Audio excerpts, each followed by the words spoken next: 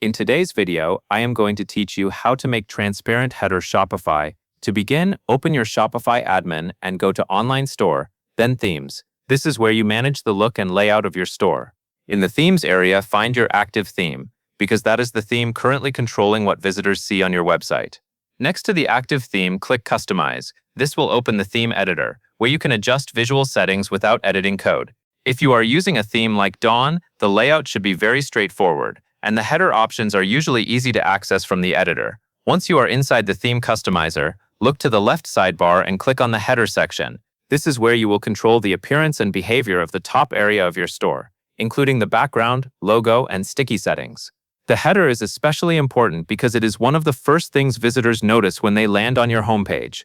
If your theme supports it, look for the color scheme dropdown in the header settings.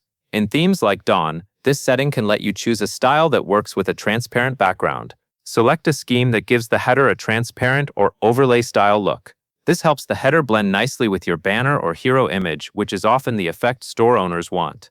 After that, check the sticky header setting. You can set this to none or always, depending on how you want the header to behave as visitors scroll. Choosing none means the header will stay in its normal position. Choosing always means it will remain visible while scrolling. This part comes down to personal preference and how you want the shopping experience to feel.